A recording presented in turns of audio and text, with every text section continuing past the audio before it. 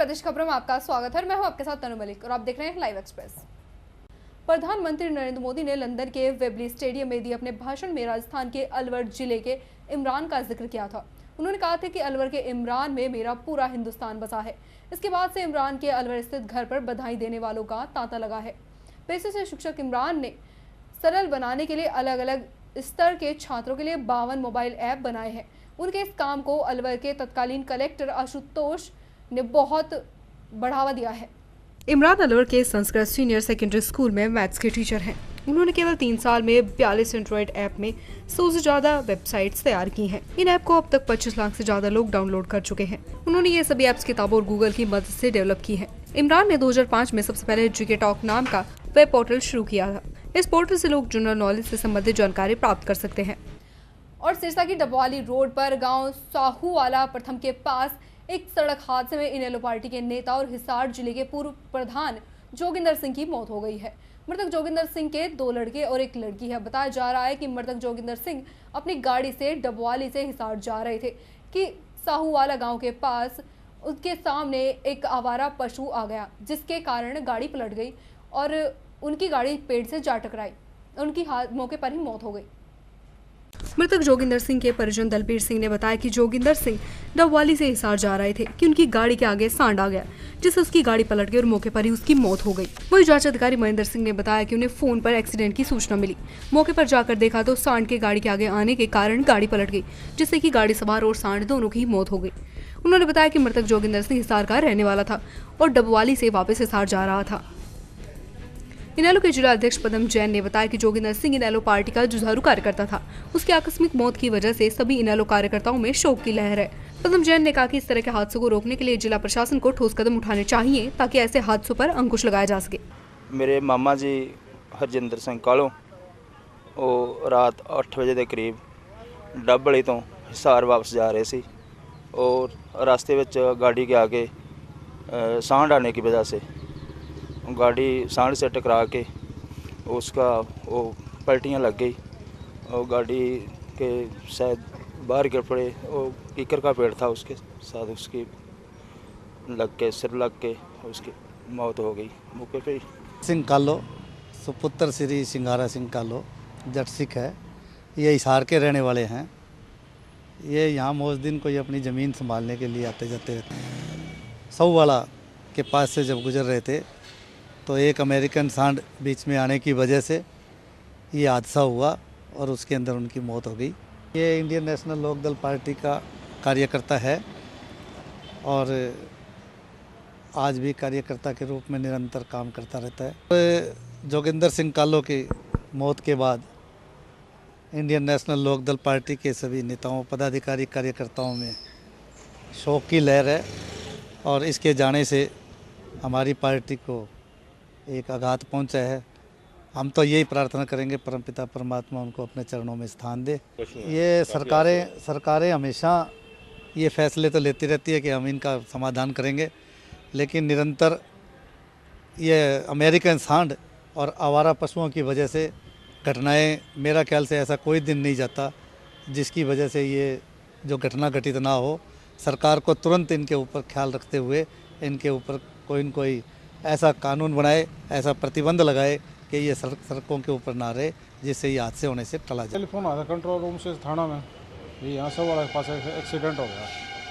तो मौका पर पहुँचे, वहाँ देखा कि गाड़ी HR 20Z 7477 काले रंग की पलटे खाई हुई, जो टूटी हुई हालात में कच्चे रास्ते में साइड में गिरी हुई पड़ी थी और उसके साथ एक सांड भी जो मर चुका था।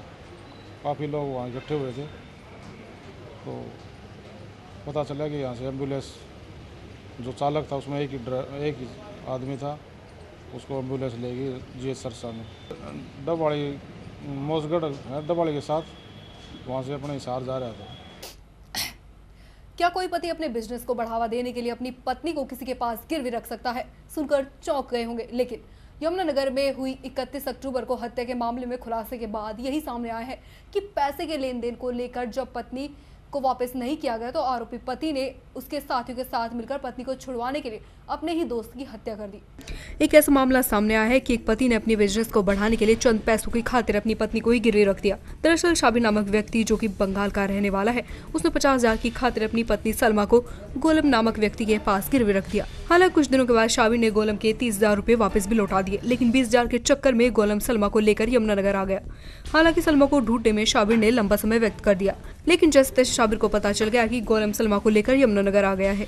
लेकिन यहाँ आने पर जब शाबिर को गोलम मिला तो उसने पहले उससे 20,000 रुपए को लेकर आने की बात कही, लेकिन ब्याज के नाम पर गोलम ने सलमा को वापस नहीं किया और धमकी दे डाली कि ब्याज नहीं देगा तो सलमा वापस भी नहीं होगी। हालांकि इस बात से सलमा अनजान थी कि उसका पति शाबिर यमुनानगर में आ गया है। लेकिन 31 अक्टूबर की रात को जब शाबिर अपने साथ 2 अन्य युवकों को लेकर साथ आया तो गोलम को उसने जबरदस्ती घर से निकाल कर बाहर ले आया और एक ने उसके गले में कपड़ा डालकर गला दबाया तो दूसरे ने उसके सिर पर ईंट मारकर उसकी हत्या कर दी। हालांकि इस मामले में सलमा ने भी इनका साथ तो दिया, लेकिन सलमा इस बात को कहने के लिए तैयार नहीं है।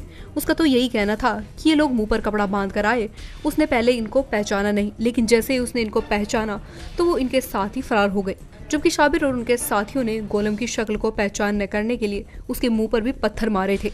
लेकिन सलमा को उनके साथ जाने पर ही पुलिस का माथा ठनक गया और पुलिस ने मृतक के भाई के बयानों पर शाबिर और उसके साथियों को धर दबोचा। हालांकि सलमा की मां ने तो गोलम ने जबरन उसे अपने साथ रखा हुआ था, वे उसके साथ जबरदस्ती भी करता था। के ऊपर 30,000 दिया था, जब पैसा लिया था जी उस टाइम मैं भी थी, तो वो उसके बाद फिर वो 50,000 का दवा दिया, फिर मैंने 80,000 दिया टोटल। मेरे घर वाला को बोला तो मेरा घर वाला करा मेरा हाथ में तो 30,000 आया भैया, तो मैं कैसे दूंगी तुझे और 50,000।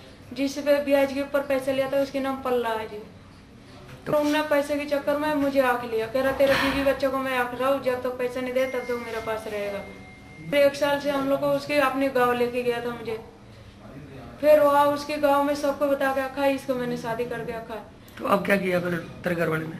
फिर मेरा घर वाला फिर मेरा हम लोग को ढूंढा है, कभी मेरे को हाथ नहीं लगते इसके पास। ये फिर घर से लेके गया मुझे शिमला तो अब क्या किया तेरे घर वाले ने? अब मेरा घर वाला ने फिर हम लोग को एक दिन दुकान में आप लोग देख गया, वो फोन किया था तो फोन पे भी उल्टा सीधा कहने लगे तेरा औकात है तो तू अपने बीवी बच्चे को ले जा मेरे पास से, पैसा दे और ले जा, नहीं देगा तो मैं जिंदगी भर अपना बीवी बच्चे को पाल लूंगी, तेरा बीवी मेरे साथ काम कर रहा है। मेरा घर वाला उसके बाद फिर हम लोग खा पी के सो गया था बच्चे को लेकर गुलाम के साथ। फिर मेरा घर वाला 2 आदमी लेके और वो मिल के 3 आदमी आके फिर उठ के बस शटर खोल के मारपीट करने लग गया था जी। उसकी हत्या कर दी? हाँ, उसका आप हत्या कर दिया था। आप मर गया क्या पता, मुझे नहीं पता। फिर मुझे वहाँ से लेके चले गए। ब्याज का पैसा लिए थे, पैसा वापसी दे दिए थे, फिर भी मेरा बीवी बच्चे को 1 साल से कब्जा करके रखा था, जबरदस्ती कर रहा था, गंदे गंदे हरकत कर रहा था, इसलिए मैं उससे हत्या कर दी। सर गिरवी तो नहीं रखा था, मेरा पैसा वो ब्याज पे लिए थे, ब्याज वाला पैसा वापसी दे दिया, फिर भी वो जबरदस्ती। कितना पैसा दिया? 30,000 लिए थे, 30,000 वापसी दे दिए थे सर। उसके बाद भी बीवी बच्चे को नहीं छोड़ा सर। 1 साल तक मेरे से कोई मुलाकात भी नहीं कर सका। तो फिर इसने फिर उसके गांव वाले से पता लगाया जो वो जमुनानगर में है सर, इसीलिए वो गंदी मुझे मेरे से बात किया, जो तेरा बीवी बच्चे का हिम्मत है तो अपना औकात है तो ले जा सकता है तो ले जा, नहीं तो तेरा बीवी बच्चा आप मिलने का नहीं तो जो मर्जी सो कर ले मेरे साथ। फिलहाल पुलिस ने सलमा और उसके पति शाबिर और एक अन्य आरोपी अशकर को गिरफ्तार कर लिया है, जबकि एक आरोपी अभी फरार चल रहा है। यमुनानगर से हरीश कोहली की रिपोर्ट। और प्रदेश के डीजीपी जगमोहन यादव के मुगरा बादशाहपुर स्थित तरहटी गांव में रविवार को दोपहर प्रदेश के मुख्यमंत्री अखिलेश यादव पहुंचे और उनका जोरदार स्वागत किया गया। मुख्यमंत्री सीधे डीजीपी जगमोहन यादव के घर पहुंचे और वहां उन्होंने उनके परिवार वालों को तिलकोत्सव की बधाई देते हुए सीधे मीडिया से मुखातिब हुए। उन्होंने कहा कि बीते 3.5 साल में हमारी सरकार ने जितना काम किया है शायद ही किसी सरकार ने अब तक उतना कार्य किया होगा। आने वाले सालों में शहरों में 22 से 24 घंटे और गाँव में 16 से 18 घंटे बिजली आपूर्ति करने का संकल्प हमने ले रखा है और उसे पूरा करके ही दिखाएंगे। वाराणसी में विदेशी महिला के साथ हुए तेजाब कांड पर उन्होंने कहा कि हमारी सरकार ने इसे गंभीरता से लेते हुए उसके इलाज की पूरी व्यवस्था करने का निर्देश दिया है। साथ ही 5 से 10 लाख रुपए मुआवजा देने का भी ऐलान किया जा चुका है और आरोपी पकड़े जा चुके हैं। मुख्यमंत्री ने कहा कि हमारे नेता मुलायम सिंह यादव के नेतृत्व में प्रदेश में चौमुखी विकास का काम जारी है और हम सब मिलकर आने वाले समय में सांप्रदायिक शक्तियों से डटकर मुकाबला करेंगे जिससे वे सत्ता से दूर रह सके। जयपुर से विवेक की रिपोर्ट। ये कहना चाहूँगा कि टूरिस्ट की सुरक्षा हो और अपने जितने भी नागरिक लोग हैं या इस तरह की व्यवस्था जहाँ रखते हैं, जहाँ पेइंग गेस्ट, होटल या घर में रुकने का मौका देते हैं, तो उनकी जिम्मेदारी बढ़ जाती है। कोई अगर विदेश का कोई नागरिक दूसरे देश का है और आप पे भरोसा करके आपके घर पे रह रहा है और आप उसके साथ ऐसा व्यवहार करेंगे तो आपकी छवि नहीं खराब होगी, देश की छवि खराब होगी। इसीलिए उसी समय मैंने फैसला लिया और दोषी पकड़े भी गए हैं, कार्रवाई हो रही है। उस महिला की मदद के लिए भी मैंने कहा कि हमें इलाज के लिए जो सुविधा देनी पड़ेगी इलाज की सुविधा भी देंगे और 5 से लेकर के 10 लाख रुपए भी सरकार की तरफ से उसको उपलब्ध कराएंगे। पंजाब के डिप्टी मुख्यमंत्री सुखबीर सिंह बादल ने पंजाब में खराब माहौल के पीछे कांग्रेस का हाथ बताया है, पर सुखबीर सिंह बादल प्रदेश का माहौल खराब करने वाले कांग्रेसी नेताओं के खिलाफ कार्रवाई करने पर चुप्पी साध गए। सुखबीर यादव संगरूर के ननकिया साहिब में रखी पार्टी वर्करों की मीटिंग को संबोधित करने पहुंचे थे। इस मौके पर सुखबीर बादल ने पंजाब में किसी भी सिख नेता की गिरफ्तारी न होने की बात कही है। पंजाब में शिरोमणि अकाली दल द्वारा पार्टी को फिर से मजबूत बनाने के लिए जल्द ही शुरू की जाने वाली रैली की तैयारियों के मद्देनजर संगरूर में पार्टी की तरफ से एक वर्कर मीटिंग का आयोजन किया गया, जिसमें पंजाब के डिप्टी मुख्यमंत्री सुखबीर सिंह बादल, पार्टी के महासचिव राज्यसभा सांसद सुखदेव सिंह ढींढसा, पंजाब के वित्त मंत्री परमिंदर सिंह ढींढसा के अलावा सैकड़ों की गिनती में जिले से जुटे पार्टी वर्कर और नेता पहुंचे। इस मौके पर सुखबीर समेत सभी पार्टी के वरिष्ठ नेता पार्टी वर्करों का मनोबल बढ़ाते नजर आए। इस मौके पर सुखबीर सिंह बादल ने मीडिया से बात करते हुए पंजाब में खराब हुए माहौल का ठीकरा सीधे तौर पर कांग्रेस पर फोड़ा। उन्होंने कहा कि पंजाब में माहौल कांग्रेस खराब करना चाहती है, लेकिन जब उन्हें कांग्रेस नेताओं के खिलाफ कार्रवाई करने के बारे में पूछा गया तो इस चुप्पी साधकर खिसक लिए।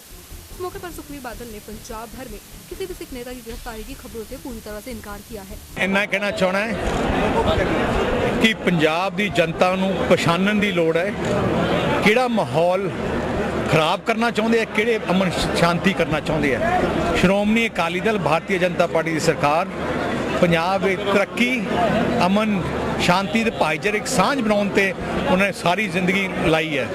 आ ताकतां वो है जिहड़ा हुण इलैक्शन आ गया जान के लोगों को भड़का के पंजाब की तरक्की रोकण वास्ते, भाईचारे सांझ रोकण वास्ते आ हालात बनाना चाहते हैं। जिहड़ा अज पैरिस च होया ते जिहड़ा दूजे देशों च हो रहा वो इत्थे पंजाब च बनाना चाहते हैं। कोई गिरफ्तारी नहीं की पेपर सर, जिन्हें कांग्रेसी लीडर के नाम सारी कांग्रेस जो हालात बिगड़ी है, जो हालात बिगड़ी है ये पिछे कांग्रेस है। आ जिहड़ा सरबत खालसा नहीं है कांग्रेस का आ जिहड़ा रैली सी, आ कांग्रेस ने सारा कुछ जोर लाया, सारा प्लानिंग कांग्रेस दी, सारे एमएलए गड्डियां सारा कुछ पैसा कांग्रेस ने दिता है। झारखंड के बुंडू में जंगली हाथियों का आतंक अब नगर पंचायत क्षेत्र तक पहुंच गया है। नगर पंचायत क्षेत्र के एदल हातू गांव में जंगली हाथियों ने रविवार रात काफी उत्पात मचाया, जिसमें कई घरों को हाथियों ने ध्वस्त कर दिया तो कई घरों में रखे सामान समेत अनाजों और फसलों को भी क्षतिग्रस्त कर दिया। कई ग्रामीण तो जंगली हाथियों के डर से अपने घरों में ही छिपे बैठे हैं और अपनी जान बचाने में सफल हुए। जंगली हाथियों ने गांव में स्कूल के एक कमरे में रखे चावल को भी खाने और नुकसान पहुंचाने की कोशिश की। इस बाबत स्थानीय ग्रामीणों और पंचायत प्रतिनिधियों ने वन विभाग पर आरोप लगाया है कि विभाग को संबंधित मामले में जानकारी दिए जाने के बावजूद वन विभाग का कोई भी अधिकारी मौके पर नहीं पहुंचा। इतना ही नहीं, ग्रामीणों को जंगली हाथियों से बचाने के लिए विभाग द्वारा कोई मदद तक नहीं पहुंचाई गई। पीड़ित ग्रामीण मंगरा मुंडा ने बताया कि बीती रात जब सभी लोग अपने अपने घरों में सो रहे थे, उस वक्त करीब 3 जंगली हाथियों के झुंड ने जमकर उत्पात मचाया। ग्रामीण ने कहा कि जैसे ही उसकी आंख खुली तो उसने शोर मचाना शुरू कर दिया। इतने में जंगली हाथियों के झुंड गांव के दूसरी तरफ चले गए। उन्होंने कहा कि इस संबंध में वन विभाग को सूचित किया गया, लेकिन विभाग का कोई भी अधिकारी मौके पर नहीं आया। एदल हाथू गांव की मुखिया पुष्पा देवी ने कहा कि बीती रात जंगली हाथियों के झुंड ने कई लोगों के घरों में तोड़फोड़ की, साथ ही घर में रखे खाने पीने की चीजों को भी बर्बाद कर दिया। उन्होंने बताया कि इस दौरान जंगली हाथियों ने कई घरों में रखे अनाज, गेहूँ, चावल को खा लिया। हम लोग तो सो गया था ना। अच्छा, सो गया था सर, बाद पूरा तोड़ रहा है, हम उठ के उधर से देख रहा था उसको। अच्छा, हमने डोर से बोले चुपचाप रह गए, बाद थोड़ा हालांकि उधर गया और कुछ बर्बाद किया है? बर्बाद नहीं किया, हालांकि चले गए, खाली दीवार तोड़ दिया ना। फिर क्या करोगे? कुछ वन विभाग के लोग आए? नहीं, उन लोग को फोन किए थे, नहीं है। वही हाथी आके सबका घर सबको तोड़ फोड़ किया और दरवाजा तोड़ के घुसा बहुत घर में। देखिए यहाँ खाना खाया, उसका घर दरवाजा तोड़ दिया, अल्बेस्टर का नाश किया, वहाँ उसका चावल सबको भी खाया, धान सबको, और जो सामान था वो अथी महुआ सबको भी खाया। हमारा घर में है कि दरवाजा 1 लाख दिया तो दरवाजा अथी खुल गया, अंदर वाला लोग तो उसमें होलर मशीन है, कोढ़ा सब था, कोढ़ा सबको खाया। अच्छा, फिर हाथी का डर कैसे आप लोग रहते हैं रात को? हाथी रात को क्या करेंगे, अब हाथी का डर से तो हम लोग को तो वही बम बारूद तो कुछ है ही नहीं है, वही मसाला वगैरह जला के अपना एक जगह इकट्ठा होकर रहते हैं डर से। तो ये बम बारूद मसाल जो जलाते हैं, क्या आप लोग खुद से जलाते हैं कि वन विभाग के लोग दिए? बम विभाग की ओर से तो नहीं मिला है, हम लोग तो मसाल जलाते हैं अपने मिट्टी तेल से। पंचायत चुनाव के आरक्षण को लेकर विभिन्न दलों के नेताओं ने कांग्रेस सरकार के मुख्यमंत्री हरीश रावत पर अपनी मनमानी से सीटों के आरक्षण को लेकर विभिन्न आरोप लगाए हैं। बसपा के पूर्व विधायक शहजाद का कहना है कि मुख्यमंत्री हरीश रावत सुप्रीम कोर्ट की अवहेलना करते हुए अपनी मनमानी कर रहे हैं और सीटों का आरक्षण नियमों को तोड़कर अपनी मनमर्जी से किया जा रहा है। जिलाधिकारी और जिला पंचायत राज अधिकारी ने आरक्षण की सूची जारी की है कि स्तरीय पंचायत चुनाव की, वो सूची देखने में मालूम हुआ कि भ्रमांक सूची है। जो ग्राम सभा की सीटें उनमें भी क्रम संख्या और परसेंटेज का ध्यान नहीं रखा गया है, और जो जिला पंचायत की सीटें हैं जहाँ एससी बाहुल्य रहते हैं लोग, उन सीटों को उन्होंने आरक्षित करने का काम नहीं किया है। जहाँ एससी कम संख्या में रहते हैं उन्हें आरक्षित करने का काम किया है। जो पंचायत राज एक्ट की मूल भावना है उसके विपरीत जाकर के आरक्षण किया है। भारतीय संविधान की अनदेखी की गई, क्योंकि पंचायत राज एक्ट भारतीय संविधान का ही अनुच्छेद है। इसकी अनदेखी करना किसी भी सरकार के लिए संविधान का अपमान है। जहाँ मुस्लिम बाहुल्य सीट थी उन्हें चुन चुन के आरक्षित करने का काम किया गया है। जहाँ जनरल लोगों की सीटें थी उन्हें चुन चुन के आरक्षित करने का काम किया गया है। एक व्यक्ति विशेष के लिए पूरा डिपार्टमेंट, जिलाधिकारी और ये सब कुछ लगे रहे रातों, और तब जाकर के इन्होंने सूची जारी की है। हाँ, मैं इस विषय में ये कहना चाहूँगा कि सब पार्टियाँ जो ये इनसे संतुष्ट नहीं है, समाजवादी पार्टी भी संतुष्ट नहीं है। क्यों कि यहाँ की सरकार का हमेशा सौतेला व्यवहार रहा है। अब ये देखिए, जहाँ जहाँ ये आरक्षण हुए हैं, जहाँ जहाँ ये आरक्षित सीटें इन्होंने रखी है, ये नियमानुसार नहीं हुई है। दूसरी बात, यहाँ की सरकार जो है उसने हाईकोर्ट के आदेश की भी अवहेलना की है, तो हम तो इसका समर्थन नहीं करते ना। ये और पार्टियाँ नहीं करती, समाजवादी तो करती नहीं, किसी कीमत पर भी नहीं करती। क्यों कि अभी हम तुम्हें बताऊं कि यहाँ की सरकार ने जो यहाँ के काश्तकारों के लिए जो सौतेला व्यवहार किया है, उसमें सबसे पहली बात तो यह है कि अभी हमें कुछ दिन पहले किसानों का मुआवजा मिलना था। कुछ लोगों की जो गरीब काश्तकार थे, जो बहुत ही निर्धन थे, जिनका निर्वाह ही काश्तकारी है, उन लोगों के साथ ऐसा सौतेला व्यवहार हुआ कि अब उन्हें जो है ना 15 बीघे उनकी ज़मीन में जो गेहूँ थे वो बिल्कुल नष्ट हो गए। 1000 रुपये का चेक दे दिया। जहाँ जहाँ लोग इनके चाहते थे वहाँ 10-15 हज़ार रुपये के चेक दे दिए। कर्मचारी किसी के नहीं होते, वो नियम से चलते हैं। जो हमारा नियम था, नियम अनुसार ही सारा आरक्षण हुआ, क्योंकि ये भारत सरकार का आरक्षण है और इसमें सही तरह आरक्षण हुआ। कोई भी अगर कमी हो तो आप ऐतराज का कल तक टाइम दिया गया, उसमें ऐतराज करें, उसकी सुनवाई करें। उनका तो आरोप ये भी है कि कोई ऐतराज ना कर पाए, इसकी समय सीमा बहुत कम रखी गई। नहीं, ऐतराज करने में कोई टाइम नहीं लगता, सिर्फ एक 4 बोल लिखने होते हैं। मान लो ऐतराज कर दो, उसमें कोई इतना बड़ा होता है नहीं कि वकील करेंगे या कुछ करेंगे। कोई भी ऐतराज हो, ऐतराज कर दें। अगर किसी को आपत्ति है और वो आपत्ति जता रहे तो कांग्रेस सरकार इस विषय में क्या करेगी? हाँ, तो उसकी जांच करी जाएगी। कोई मान नियम के विरुद्ध अगर कोई इस तरह हुआ तो उसकी जांच हो, सही कर दी जाएगी। और 13 नवंबर को घर से गायब 2 लड़कियों ने पुलिस के सामने अपनी अपहरण और दुष्कर्म की वारदात से इनकार करते हुए अपने दोस्तों के साथ मर्जी से जाने का हवाला दिया है। हालांकि पुलिस इस मामले में दर्ज अपहरण की शिकायत को गहनता से जांच करने में जुटी है। पुलिस के मुताबिक गुड़गांव के जैकमपुरा में रहने वाले एक व्यक्ति ने अपनी 18 साल की बेटी और 22 साल की अपनी भांजी का अपहरण करने का आरोप लगाया था। पुलिस ने पीड़िता पिता के शिकायत पर पड़ोस में ही रहने वाले 2 आरोपियों के खिलाफ मामला दर्ज कर लिया था। कोर्ट में दिए बयान को आधार मानते हुए पुलिस ने आरोपियों के खिलाफ कोई कार्रवाई नहीं की, लेकिन अपहरण की शिकायत को लेकर मामले की जांच कर रही है। दरअसल गुड़गांव में सदर बाजार में एक दुकान पर काम करने वाले 2 लड़के इन लड़कियों के संपर्क में हैं। हालांकि पुलिस खुलकर तो कुछ भी बोलने से बच रही है, लेकिन इस मामले को प्रेम प्रसंग से जोड़कर देखा जा रहा है। खैर कुछ भी हो, लेकिन जिस तरह से शहर में अपराध बढ़ रहे हैं उसे भांपते हुए पुलिस इस मामले में हर एंगल से तलाश कर रही है। गुड़गांव से विजेंद्र की रिपोर्ट। 13 तारीख की बात है कि 2 लड़कियां भागने के बारे में उनके अभिभावक ने एक मुकदमा दर्ज करवाया था कि उनको भगा ले गए हैं, और उस नेक्स्ट रोज़ जो है 15 तारीख को उन्होंने मजिस्ट्रेट के सामने बयान दिया कि हम अपनी मर्जी से गए हैं, कोई हमें भगा कर नहीं ले गया।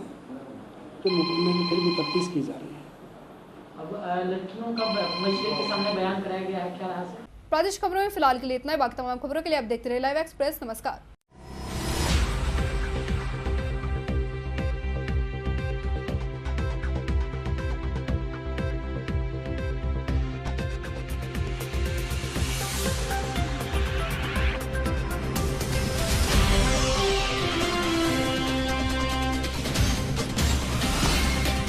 ये है लाइव न्यूज नेटवर्क और आप देख रहे हैं लाइव एक्सप्रेस 24/7 ऑनलाइन चैनल।